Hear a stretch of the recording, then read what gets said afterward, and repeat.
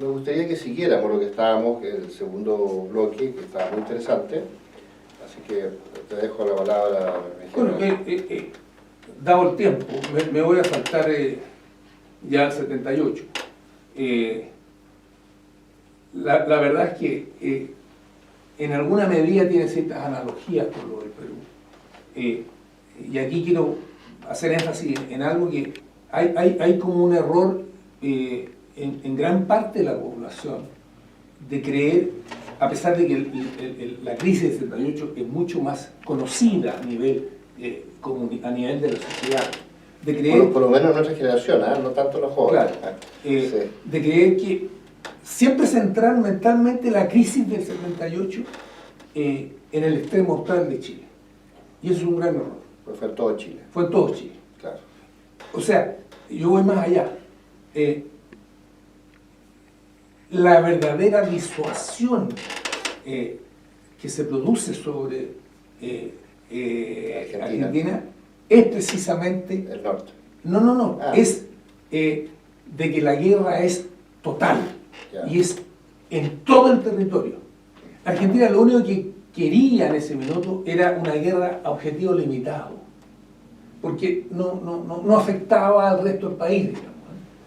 Obviamente el origen del conflicto estaba en la delimitación de la Trejil, y obviamente se produce, siempre los orígenes dan pábulo a que ahí esté la tensión inicial, principal, pero de haberse producido, y que afortunadamente no ocurrió con Argentina, un conflicto bélico, se hubiese producido desde el Tripartito Savaleri hasta el Caudrón, o sea, hubiese sido total, y estaríamos lamentablemente hasta el día de hoy en una situación muy difícil de vecindad y todo, y Argentina es vital para Chile, y Chile es muy importante para Argentina también, y afortunadamente no ocurrió. Pero quiero partir por decir que esto era en toda la frontera, y Chile nuevamente recurrió, y con un riesgo tremendo, porque aquí hay que reconocer, y yo lo reconocí siempre, la conducción de la Junta de Gobierno, cada uno en su rol, y la conducción política que hizo el general Pinochet de la crisis, la conducción estratégica que estaba entregada al general Matei, y la gran visión del almirante Merino, y la cooperación de Carabineros. Nunca te olvides que los Carabineros también hicieron un esfuerzo tremendo de ayudarnos, porque ya no hallábamos a quién recurrir, digamos. Claro. Eran muy buenos soldados, ¿no? Claro, en esa época era obligación para ingresar a Carabineros haber hecho el servicio militar, Claro. Cosa que no ocurre hoy día, Ya. lamentablemente. Ya. Y vemos los resultados. Ya. Bueno, nuevamente recurrimos a la reciprocidad. Yo, como a modo de anécdota, yo tuve, no quiero decir la oportunidad, pero me tocó por circunstancias del destino ser el agregado militar en Londres cuando se tomó detenido a general Pinochet. Yo nunca fui de su círculo cercano, pero las circunstancias me pusieron en que me permitieron conversar horas y horas solo con él. Ya. Y le pregunté De todo. de todo. Sí. O sea, tengo la suerte de haberle preguntado cualquier cosa, y él fue muy franco conmigo, supongo, y me conversamos de todo sin ningún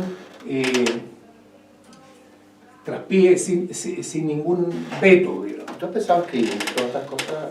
Algún día. Espero que lo haga. Tiene que haber personajes. Porque la historia te lo va a deber, ¿eh? Bueno, yo por ejemplo, una de las cosas que le pregunté, ¿cuál fue su diálogo cuando, él no me quería decir, pero cuando se quedó solo con el general? Ya. Ya. En Puerto Montt. Porque al Puerto principio Montt. la reunión fue con, No la de Mendoza, con en Puerto Montt, asesores, ¿verdad? Pero cuando se quedó solo. Sí. Bueno, y él le dijo, mire, yo le voy a incendiar, le dijo general, mande, asuma su responsabilidad. Y el general le dijo, sí, pero es que yo tengo una diferencia con usted. Yo soy el presidente, pero el mando lo tiene la Junta. Sí. A diferencia suya, Claro. que usted es el presidente y además Tiene el mando directo. tiene el mando. Entonces, yo cada cosa tengo que consultar. Videla no era un hombre que tuviera la decisión de ir a la guerra, todo lo contrario. Él quería evitarla. Él quería evitarlo, pero no tenía el poder. Sí. Bueno, y Jaime yo le dijo, mire, yo le voy a incendiar desde Zapaleri hasta el Cabo de Horno. Y voy a ir más allá, le digo, y vamos a estar 100 años En guerra. peleados, porque yo le voy a incendiar todo lo que le puede incendiar. O sea, fue un desafío sabiendo que no tenía toda la capacidad para hacerlo. Claro. Pero La solidaridad argentina era enorme. enorme. Y además no podíamos dejar desguarnecido Perú y Bolivia. Perú y Bolivia porque la posibilidad de que ingresaran era Altísimo. altísima. Ujú. Entonces lo que hizo Chile fue una proeza. Lo que hicieron las Fuerzas Armadas de Chile fue una proeza. Poco reconocido. Fue una proeza. Incluso hubo mucha reserva, entonces la gente como que no... Incluso en esa época no estaba muy consciente de lo que estaba pasando. Pero, claro, Sí. el gobierno trató de que la normalidad del desarrollo de la sociedad en Chile no se viera tan afectada. Pero el esfuerzo que hicieron las Fuerzas Armadas fue muy grande. De despliegue, de gente que participó, bueno, tú tienes Esfuerzo personal. tu ¿no? propia experiencia, Claro. de gente que se ofreció voluntaria. Sí. Sin Chile nunca llamó a la movilización general como lo hizo Argentina. Los reservistas éramos voluntarios. Era entrenábamos las tardes solamente de semana. voluntario. El esfuerzo que hicieron las Fuerzas Armadas fue brutal. Sí. Gente que en la noche salió para Puerto Porvenir y volvió 3 años después. Claro, O sea, yo conozco mucha gente. sí. Cada mañana en la escuela de infantería había menos gente, porque en las noches partían, digamos. Claro. No, fue muy interesante. Además teníamos carencias importantes. Yo tuve la suerte de estas cosas de la vida. A mí yo era una persona que tenía mucha expertise. Bueno, tú habías sido la primera antigüedad, habías sido un líder en toda tu carrera, entonces era una persona muy importante. entre Tenía los mucha, oficiales jóvenes, era claro. capitán, tenía mucha expertise Sí. en mortero. Ya, Y Chile, la verdad, que tenía una falta de artillería muy grande. Y se decidió, donde no había ninguna posibilidad de poner artillería, tener compañías completas de morteros de 120 milímetros, que para la cordillera son muy buenas, porque como el tiro es curvo, digamos, y el efecto de un mortero, lo que se llama la zona ampliamente batida, porque el ángulo de arribada de la bomba es mucho mayor que el ángulo de arribada de la bomba de artillería. Realmente es muy efectiva.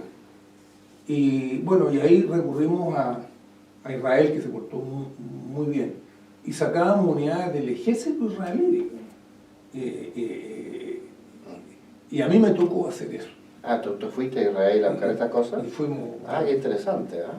viajando día, noche. Y además, y con un equipo que nos hicimos muy amigos de israelíes, yo recorrí todo de norte a sur, Ya, entregando esta unidad, entrenando a la gente en las noches. ya.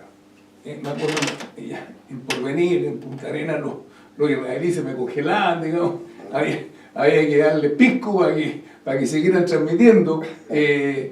Fue una proeza. Y tal como eso, eran cientos de gente que estaba en distintas partes. Bueno, Brasil también apoyó mucho, ¿no? los infantes marinas Sí. en las islas, Lógico.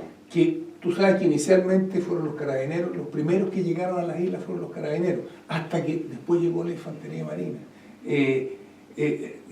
En todas partes, bueno, la escuadra en su fondeadero, esperando, los submarinos, los pilotos sentados en los asientos, porque Claro, los tiempos de Reacción. reacción eran casi imposibles, digamos. Chile está en angosto, digamos. Claro. La posibilidad que nos cortaran en varias partes era altísima.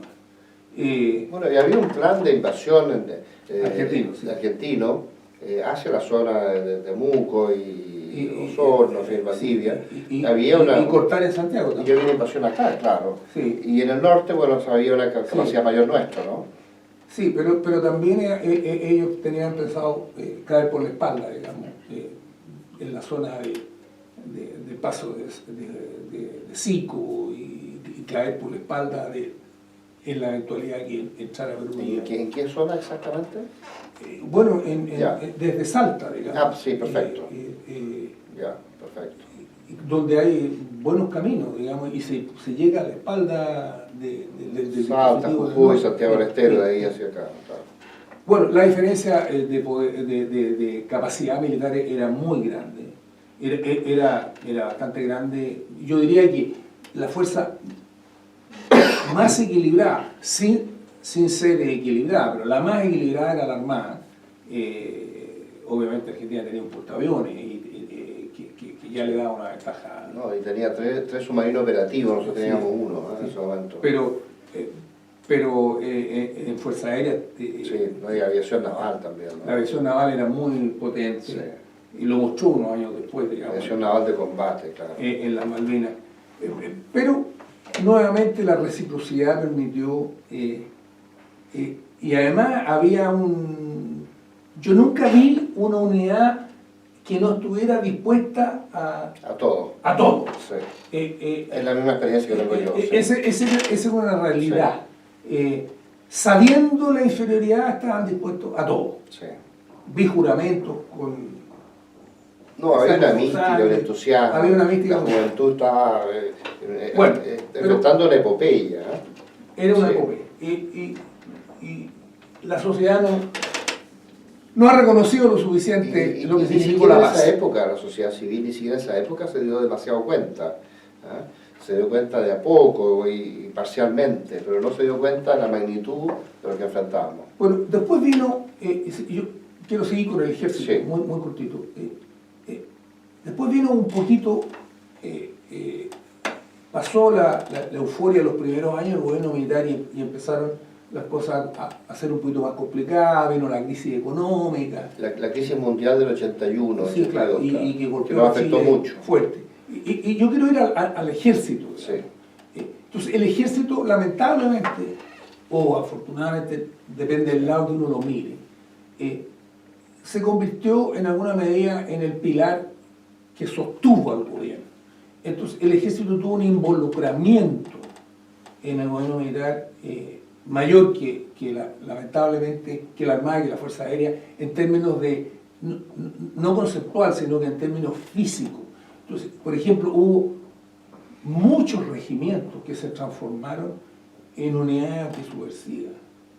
O sea, el ejército, después de pasar a la crisis, y después de Malvinas, digamos, donde evidentemente la posibilidad de conflicto con la Argentina ahí se desinfló.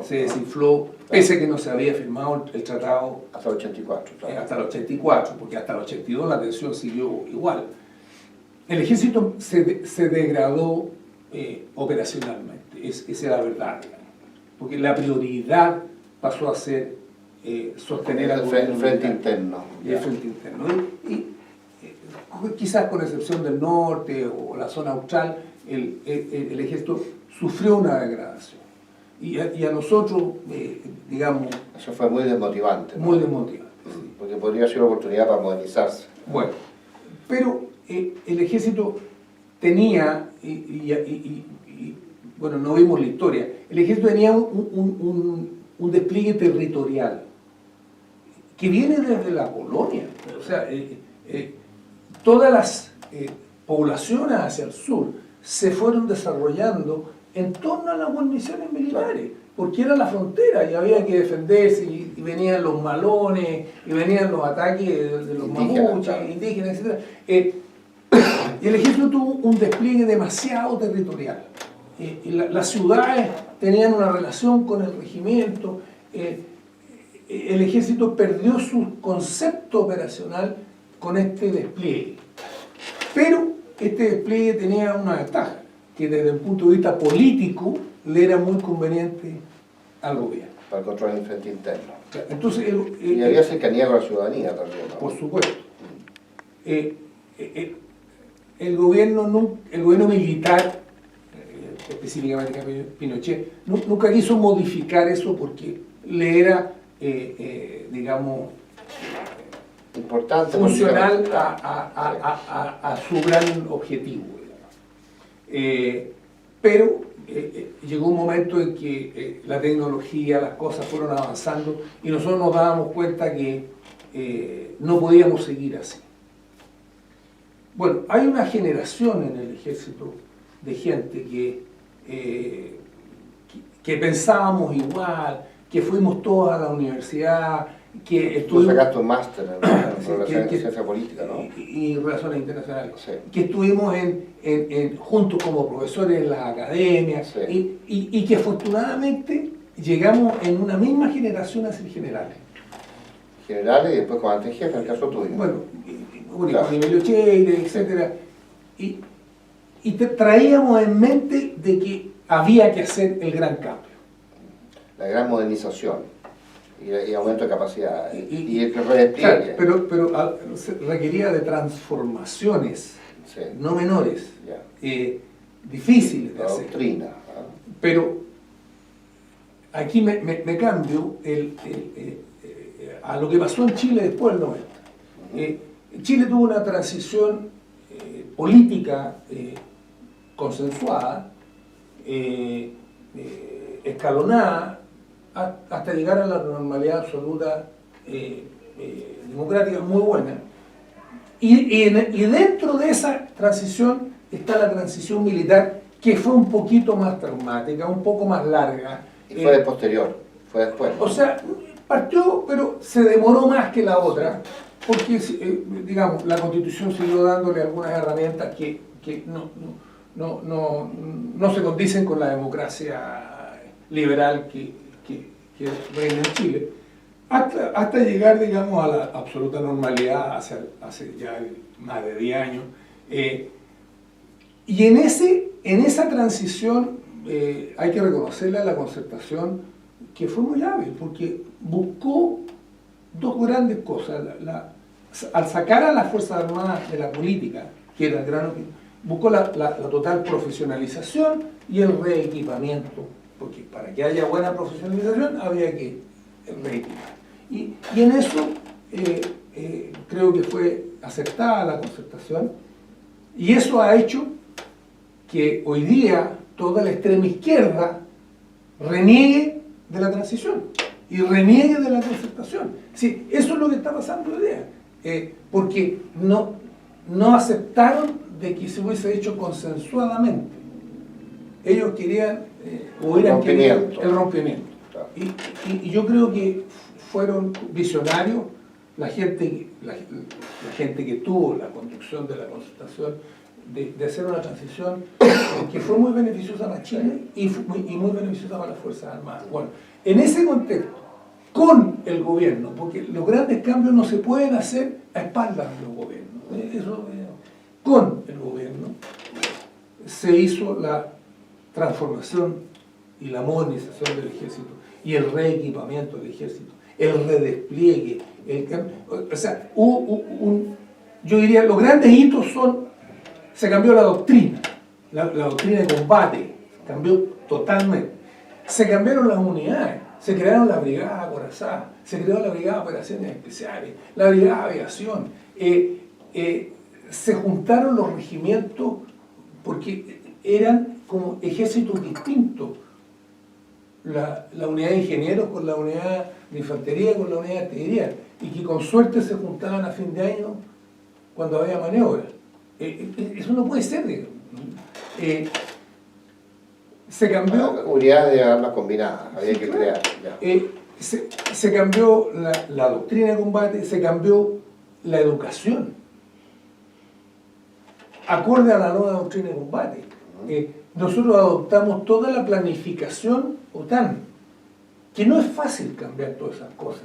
Cambiamos el paradigma logístico, que fue otro tremendo, porque cuando uno incorpora demasiadas unidades o gran cantidad de unidades con nueva tecnología que requieren un mantenimiento se hace muy difícil. absolutamente distinto. Por ejemplo, los tanques Leopard 2, cuando los guardan en el box, tienen que quedar enchufados, porque si no se desprograman los computadores, requieren de mantenimiento cada ciertas horas, requieren de cosas que había que cambiar todo el sistema logístico. Y había habido una mala experiencia con los Leopard 1, ¿no? No fue tan mala, pero sí, hubo una experiencia que, bueno, no sirvió mucho para evitar el Leopard 2. La gran cosa fue crear la brigada acorazada. La brigada acorazada fue lo que más le dolió a los vecinos. Porque somos una capacidad... Te tocó los Leopard 2 y te tocó... No, bueno, en mi época se crearon la brigada acorazada, se crearon, el ejército dio un salto gigantesco en capacidad operativa y con soldados profesionales. Sí, además. O sea, ese es un tema no menor, digamos. Sí. Grande. O sea, el ejército estaba en condiciones de amenazar, o sea, junto con las Fuerzas Armadas, digamos, ¿sí? En condiciones de disuadir de verdad, en condiciones de operar rápidamente, en condiciones de creíbles de producir daño, bueno, y además en condiciones de desplegarse internacionalmente, para la cooperación internacional, para el respaldo de la política exterior, en condiciones de desplegarse rápidamente para apoyar a la población o frente a desastres naturales, porque todo eso requiere de comunicaciones modernas, de capacidades de despliegue rápido, de equipamiento. Bueno, el salto cualitativo del ejército fue brutal. Con eso vamos a terminar el tercer periodo, ya se nos acabó el tiempo, y en el cuarto periodo me gustaría que nos contaras tu rol como comandante en jefe, como creador después de la Subsecretaría de Defensa, en ese rol. Tú fuiste el primer subsecretario de Defensa, y después un poco hablar del ejército que necesitamos hoy día y en el futuro, para terminar este ciclo de 4 lotes.